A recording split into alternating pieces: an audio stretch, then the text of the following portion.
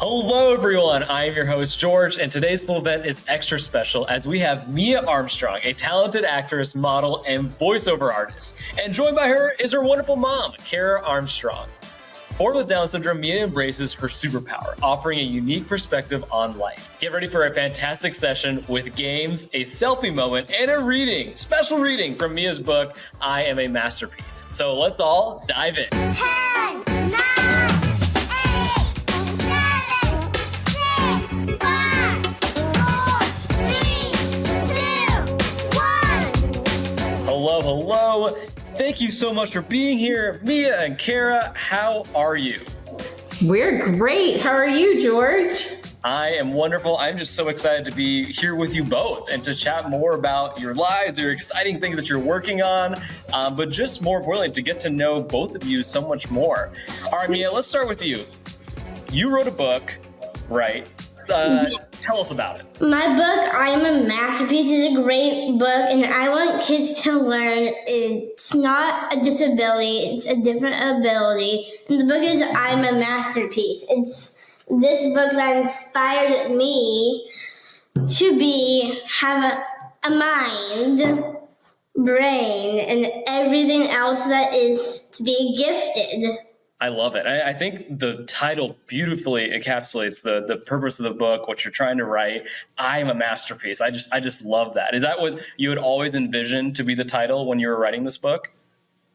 Yeah. Awesome. I love that. I love that so much. And Cara, could you share a bit about your journey, through parenthood and the most, rewarding aspects of raising Mia? Well, raising Mia has been an honor and a true privilege. I can say that she has taught me so much more than I could Ever imagine? Yes, ever imagine, so much more than I've ever taught her. I think that I've learned about patience, of course, but really I've just learned about sticking with something. And the thing that Mia has taught me is that if you really put your mind to something and stick with it, you truly can do anything. And she works so hard to do the simplest things, tying your shoes or just things that other people take for granted, but she just never gives up. She's persistent and she holds herself to a really high standard. And so she just taught me a lot about what it means to continue in the face of challenges and never give up. And I love you because of that, and I love you a lot. I love you too. I'm so proud of you. I'm proud to be a beautiful dog. You guys both manifest so much inspiration just for myself, and then obviously all the readers out there, and then the audience is watching right now. So I can't thank you enough for that. And Mia, I guess I'll bounce it back to you with that kind of being our inspiration. Who or what has been your biggest inspiration in your career so far? Probably Stephanie Ruhle on MSNBC, the 11th Hour of Stephanie. Okay. She taught me to be courageous, kind, and confident, and so was Barbie. And I want to grow up just like her, and I want to be just like myself and her.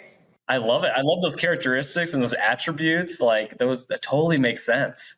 So Cara, I guess it's hard to pick a specific one, I know, but if you could maybe the more recent one that's kind of in your mind right now, but is there a moment in Mia's life that's made you incredibly proud? And I know that, again, there's a multitude of moments, but if there's one you could pick out, I think today, what would you share? Well, I think she makes me proud every day. She's just broken so many barriers, and there's been so many firsts that she's been able to achieve, and we're just humbled and grateful for that. I think maybe one that comes to mind is when she was the voice of a cartoon called Action Pack on Netflix. Shay Fontana, who works for Marvel, has a brother with Down syndrome, and so she was inspired to write a character into a cartoon that also had Down syndrome.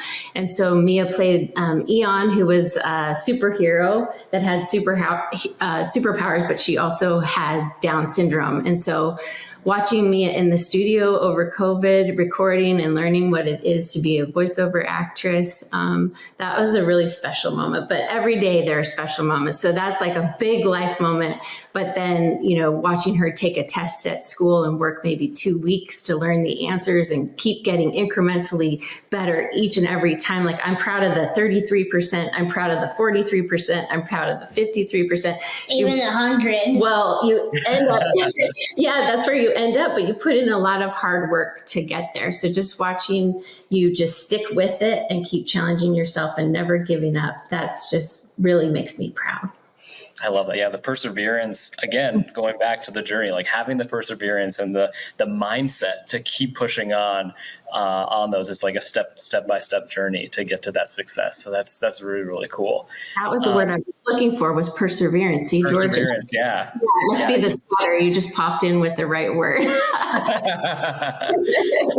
Well, it's kind of, I want to dive into that. Mia, that was a really cool project that you worked on. And I guess there's, again, a ton of projects you've worked on, but is there one in particular that's your favorite? Is it that Netflix project? But is there a project in mind that's really special to you that you've worked on? Actually, yeah. I filmed a music video in Iceland with my best friend, Sophia Sanchez. And I met this beautiful girl named Colpina with Down syndrome in Iceland. I was so grateful to meet her. I was a little rough at times. I know you can tell.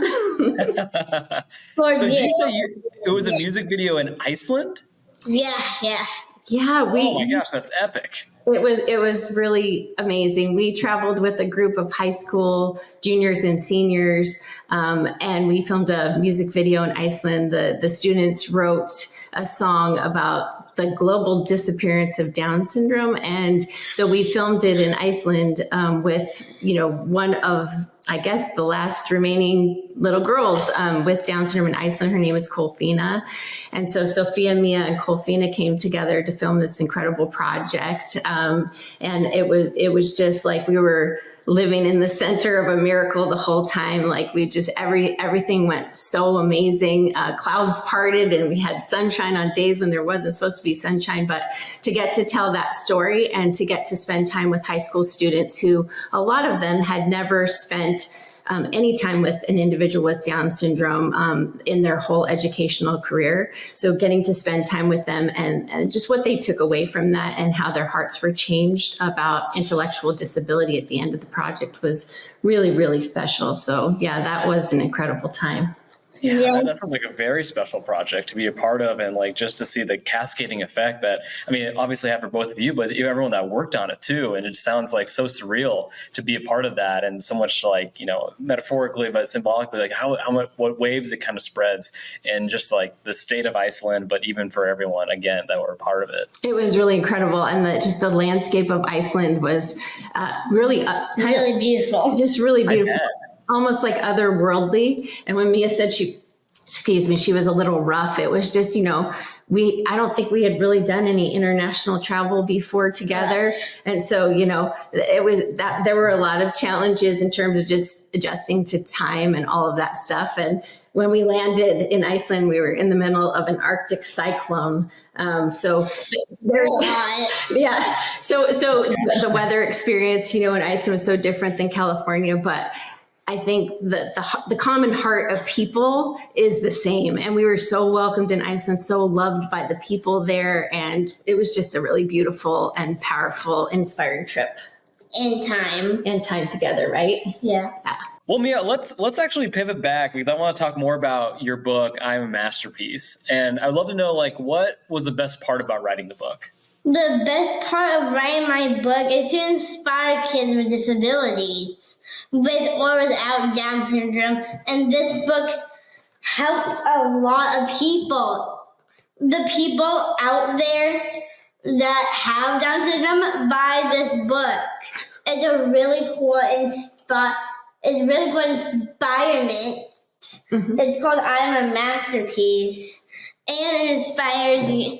What inspires you the most? No, yeah, I think it's I 100% believe this is going to inspire so many people. And like, I think everyone's going to be very grateful that you took the time to write this book, because I think that it's going to make them feel like they're not alone in their experience. And like, I think you're really putting them up on this, like, you know, just like they are a masterpiece. It's not just like getting that, again, that mindset that you are incredible and you can do these things. So I think it's going to make a lot of people very, very happy. The audience right now is like students and educators, but also parents are watching. And I'd be curious, like, do you have any general advice for parents out there? Well, I think, you know, as parents, we have dreams for our kids before they're even born. So, you know, the moment that we find out that we're going to have the gift of a new life, we start planning for that new life and imagining what it's going to be. And sometimes, whether it's in utero or further down the parenting journey, either in elementary school or high school or, you know, college or whatever stage and phase of parenting you're in, I think realizing that the parenting journey is a lot about changing you, not changing your child, right? So, and I think that's a really hard lesson to learn, because we have goals and aspirations for our kids, and we want them to do certain things, and sometimes we impose our own values or beliefs or dreams on them, but really realizing that, you know, even if you get a prenatal diagnosis, right, what you imagine is coming is going to be so different than what the journey actually is like.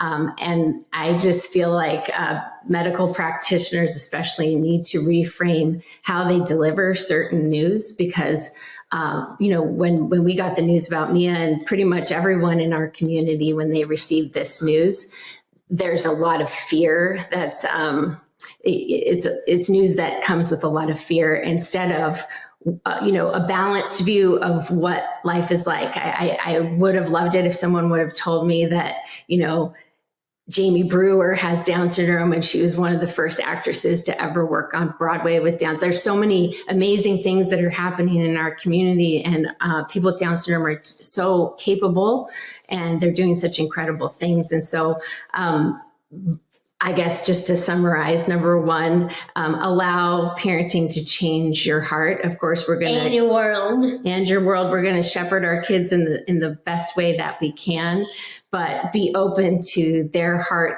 you know, their heart's desire and what their dreams are, and help them follow their dreams. And then secondly, just if you're facing a prenatal diagnosis, or if you get news that's scary, you know, look for the other side of the coin, because there's positive things happening, and you need to also focus on that. I think this journey has changed me in profound ways. And when I think about, you know, had I had a neurotypical daughter, I have, you know, my son Jack, and then had Mia been neurotypical. My brother. Yeah, your brother. I'm not sure what kind of person I would be. I have done a lot of internal work, and I think that I would have been super superficial, just to be totally honest, if I had had a neurotypical daughter. This has made me expand my view of what it means to live. I'm more compassionate, and I've definitely found purpose out of this journey. Thank you so much, Cara, for sharing that. And I love that. It's such a valuable perspective. And like the way I kind of like took that, especially in that first part, is like we have this kind of mindset, this growth mindset. And what I really liked is like, you know, we have our kids, we have these like, you know, children, we're thinking like we need to help them grow, and like we're kind of like this like kind of staple that we stay the same. But really you were sharing like, you know, we get to grow with them. Like we can change and we can become like this new version of ourselves, and we have to like look at it from like a lens of opportunity and like, you know, the positive in it.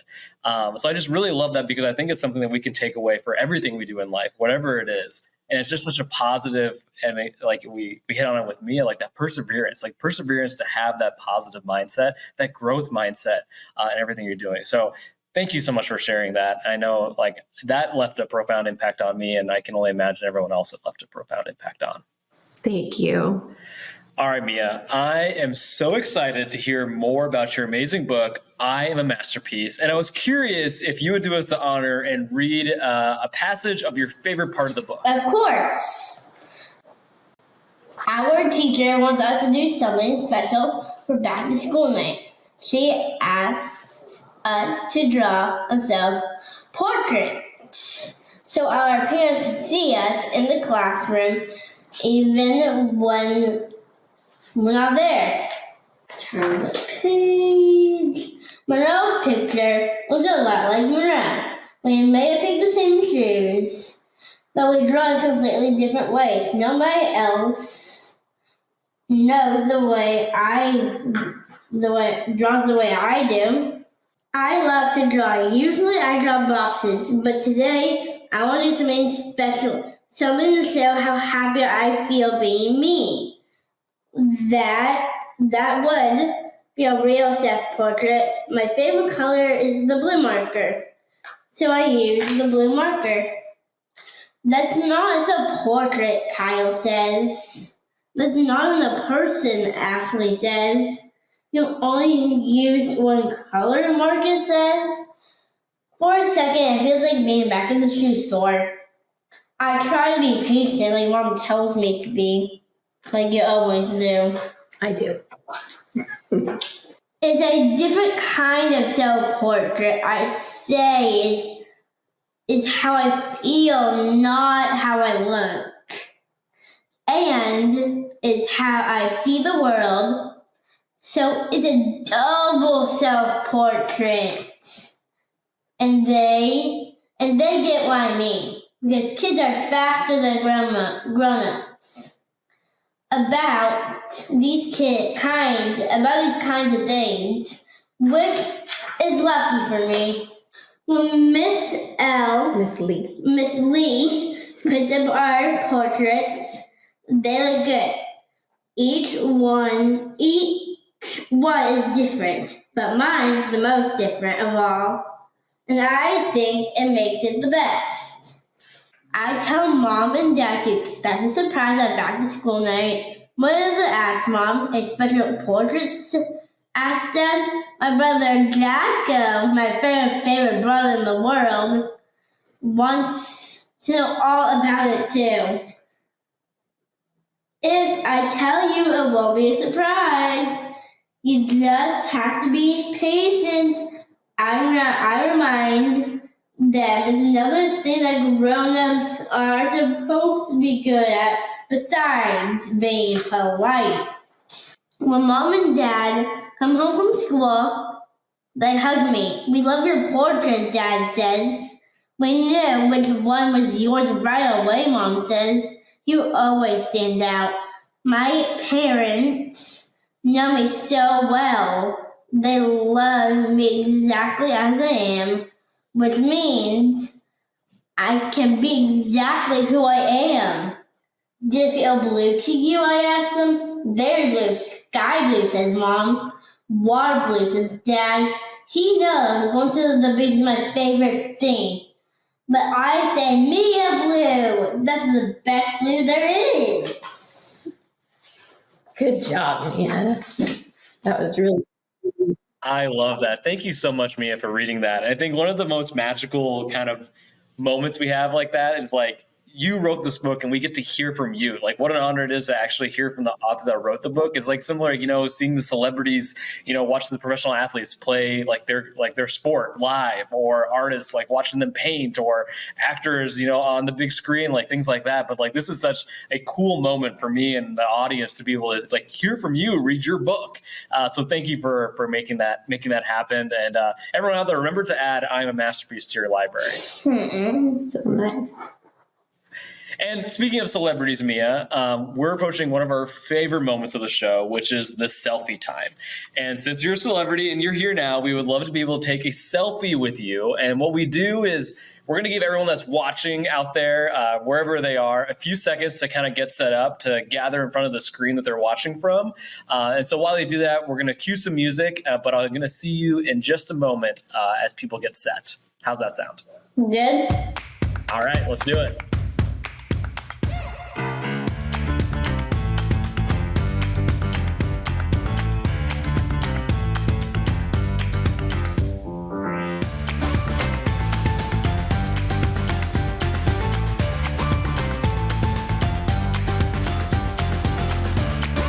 Mia, let's shout masterpiece in 3, 2, 1. I am a masterpiece.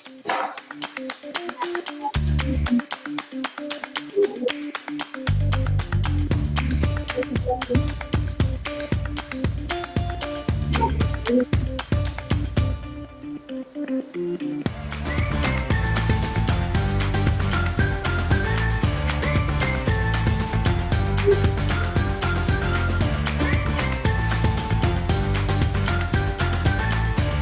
you. Oh man, nothing more fun than kind of jamming and taking selfies to a crunchy beat.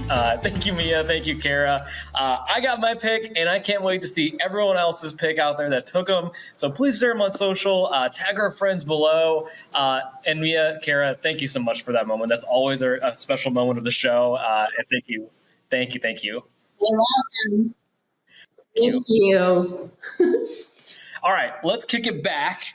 Mia, with your creative mind, it's truly something special, and we would love to be able to leverage that inventive brain on a game we call Story Chain. And so what it is we're going to take turns adding sentences to make up a story together. And it's all about having fun, so just like kind of make it up as we go along, but we're going to make things kind of exciting. And I'm going to start with the first part. And again, you just kind of add your own parts to kind of create that flow of the story. How's that sound? Good. All right, let's cue some magical music here. Ooh, yeah, I like that. All right. In a candy land, Mia and her mom found a forest where the trees were made of red licorice. And Mia, add something sweet to our story here. And I swim in the chocolate freezing cold river. Cara, how about you add something to this part now? Okay. Ooh, let me think. We're in the middle of a candy forest, and there's a big magic well. All right, Mia, what happens next? I think there's a lot of chocolate right in the sky. There's a lot of chocolate milk. Ooh. Cara, what happens next? Oh, okay. Well, I guess maybe if it's raining chocolate and chocolate milk, we're getting a little bit chocolatey, right? Yeah. So maybe it's time to make a special chocolate wish. Maybe some whipped cream and some marshmallows. Ooh, that sounds so good. Ooh. And maybe the candy trees are going to bloom with all these magical colors. Oh, Maji. Maybe the trees are going to bloom with all the... Oh, I'm so sorry. Maji, come here. Maji, no. There's a chocolate dog in the story. I know, but you know dogs can't have chocolate. Telling all the dogs out there not to eat the chocolate. Do you think so? No. What do you think she was saying? Probably stop barking. Maybe she was trying to add to the story herself. Okay, let's get back to the story. Yeah. So there were beautiful candy trees in bloom, and there were all these magical colors, and we had this special candy forest party. Okay, your turn. I think we're going to the river together, freezing cold water, and you can get over your fear finally. You want me to be in the freezing cold chocolate river? Yeah. Okay, well, I'm gonna use a graham cracker as a raft, and I'm gonna float down so I don't have to be in the freezing cold water. Well, if you float down, you'll be whooshed by a wave with me. Oh, a wave like you surf on? Yep. Well, maybe we'll surf on the graham cracker like a surfboard. Yep. That sounds really fun. And really yummy. I know, so yummy. How about you close us out with the story? Okay, let's see. How are we going to end this? All right, well, since it's me and you in this crazy chocolate river and we're surfing, I feel like we should invite some friends to be with us in this magical candy land. Okay, how about all of you out there, everyone watching, join us in the sweet... And dogs. And all your dogs, join us in the sweetest enchanted forest you could ever imagine so that we can all have a sweet time together. Yep. The The end. end. I love it. I can't wait to join you in this, like, imaginative tale, this environment, the dogs, the chocolate, the rivers, the cold. Like it's clear that there's a lot of creativity and there's no bounds of the creativity in your family. So thank you, Cara. Thank you, Mia. I've created a few images to kind of encapsulate like what this looks like with Edge Copilot Image Creator, and look what we kind of came up with. Like I think it's kind of the story. Those are amazing images. Even has my favorite thing in the whole world, which is gummy bears. I don't like gummy bears. You don't like gummy bears? Okay, well, we can agree to disagree on that. Yeah. Thank you both so much, Mia and Cara, for being here. Your stories, especially just sharing it up through the book, I Am a Masterpiece, means so much. And just having this heartwarming conversation with both of you has been so special. Just like being able to see those, the journey that you've been on, those moments that like impacted and like created this point that we're at right now. And really looking forward to more of those beautiful moments and stories ahead. Thank you so much. It's been so fun, hasn't it? It really has. And thank you for letting us be here. No, thank you for being here. Like, the honor is all ours. And like, I think this is also just going to resonate with so many people out there watching. And with that, with everyone that's still watching, I would love to ask, do you have any final thoughts you would like to share? And Cara, how about we start with you? And then Mia, if you want to think about something that you would like to share with the rest of the audience. All right, I'll go first so you can think. I think my final thoughts would be twofold. First, the reason why we wrote this book was really to give parents a tool to talk about Down syndrome and disability with their children. As a mom, I know that some of our most intimate moments with our kids are snuggled up at nighttime when they're littler in elementary school and preschool and kindergarten, reading our favorite books. And that's such a special time. It's a special time that I shared with my children. And I think one of the issues with disability and Down syndrome acceptance has to do with a lack of information. And so I think when you front load information, when kids are allowed to ask hard questions, and parents have the tools to give them the answers, that it helps everyone. So when those questions are answered, then they come to school. If they see somebody with Down syndrome like Mia, they already can understand some things about why she is who she is. And that just helps with inclusion and acceptance. So often when Mia was little, we would be out, in public or whatever. And I think by nature, just as human beings, when we see something that's different, we're just hardwired to identify differences. And so a lot of times, early on, when she was a toddler or even a kindergartner, first grader, children would walk by and, they would stare, and I would watch the parents, trying to be respectful, hit their child and say, don't stare. And that message then was like that there was something, something was wrong or something was bad or something was different. And so instead of the don't stare, we hope that this book inspires meaningful conversations about Down syndrome, that it arms kids with information so that when they meet someone like Mia, they already have the tools to develop a friendship or relationship, because it's really important that our kids have friends. So that was the inspiration behind the book. That would be the first thing. And then the second thing is just because we're so blessed to have this audience, just to talk a little bit about person first language. So one of the things that's interesting about having a child with Down syndrome is that a lot of times people refer to the child as a Down syndrome child. And, it's really unique to our situation, because I don't think you would ever call somebody a cancer child or a cerebral palsy child. It's like, there's so much more to Mia than Down syndrome. So when you're referring to somebody with Down syndrome, if you could just call them a child with Down syndrome rather than a Down syndrome child,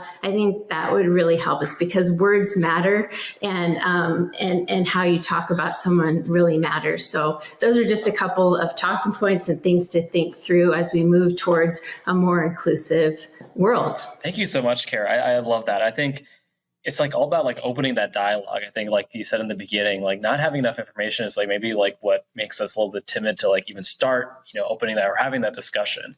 And also just the fact that like we're there might be some things, but we're so connected in so many different ways, and like focusing on how we're connected and how we are the same, and like we have these passions and desires and what we like to have fun. It really does, have these similarities, and really having that. And then just again, like with the tips that can help us, these little things that go such a long way is really, really helpful. So thank you for sharing that. Thank you. Yeah. What would you say? The reason why I am a masterpiece is to inspire people to be kind to yourself. And if you're a dog out there, don't bite your paws.